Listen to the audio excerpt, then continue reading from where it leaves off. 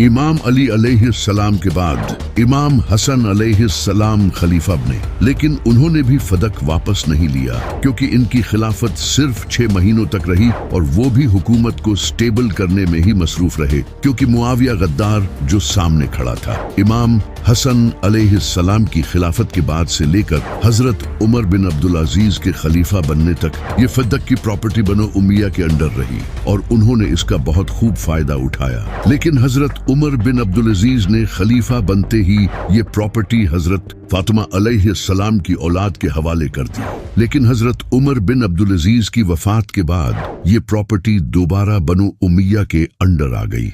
लेकिन अब सबसे बड़ा सवाल ये पैदा होता है कि इस इश्यू में हक पर कौन था, सैयदा फातिमा अलैहिस्सलाम या फिर हजरत अबू बकर। अब इस पर शिया और सुन्नी दोनों की किताबों में बहुत सी चीजें लिखी गई हैं, लेकिन अब हम इन दोनों को छोड़कर न्यूट्रल होकर देखेंगे कि रियलिटी क्या थी। कुछ मौलवी कहते हैं कि हजरत अबू बकर सही थे क्योंकि अनबिया की कोई मिरास नहीं होती, लेकिन अगर ऐसा है तो सैयदा फातिमा अलैहिस्सलाम को जब हजरत अबू बकर ने ये हदीस सुनाई तो वो इस बात पर नाराज क्यों हुई? इन्हें तो चाहिए था कि वो ये हदीस सुनकर इनकी बात मान लेती। लेकिन इस हदीस में साफ अल्फाज हैं कि हजरत आयशा ने फरमाया है कि सैयदा फातिमा अलैहिस्सलाम अपनी वफात तक हजरत अबू बकर से नाराज रही, जिस पर कुछ जाहिल मौलवी सैयदा फातिमा अलैहिस्सलाम पर इल्जाम लगाते हैं कि उन्हें ये हदीस पता नहीं थी। यानी कि वो ये कहना चाहते हैं कि नबी सल्लल्लाहु अलैहि वसल्लम ने अपनी तरबियत में कमी छोड़ दी थी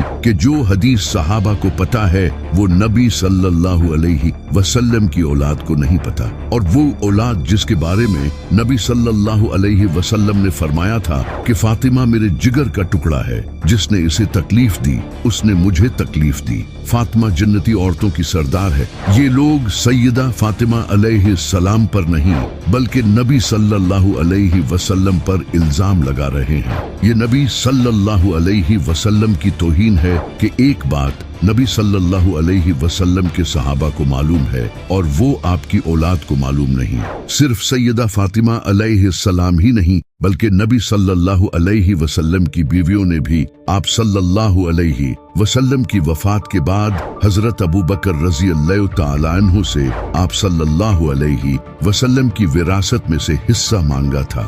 लेकिन उन्हें भी हजरत आयशा ने यही हदीस सुनाई, यानी कि नबी सल्लल्लाहु अलैहि वसल्लम की बीवियों को भी इस हदीस का कोई इल्म नहीं था। सैयदा फातिमा अलैहिस्सलाम के पास हजरत अबू बकर से ज्यादा इल्म था क्योंकि वो नबी सल्लल्लाहु अलैहि वसल्लम के इल्म की वारिस थी, और अगर नबी सल्लल्लाहु अलैहि वसल्लम की वफात के बाद आपकी विरासत पर गरीबों का हक था तो फिर सैयदा फातिमा अलैहिस्सलाम मांगती ही क्यों? सिर्फ सैयदा फातिमा अलैहिस्सलाम ही नहीं बल्कि इमाम अली अलैहिस्सलाम भी हजरत अबू बकर के इस फैसले से खुश नहीं थे। इसी वजह से आपने सैयदा फातिमा अलैहिस्सलाम की वफात पर इन्हें इसकी खबर नहीं दी।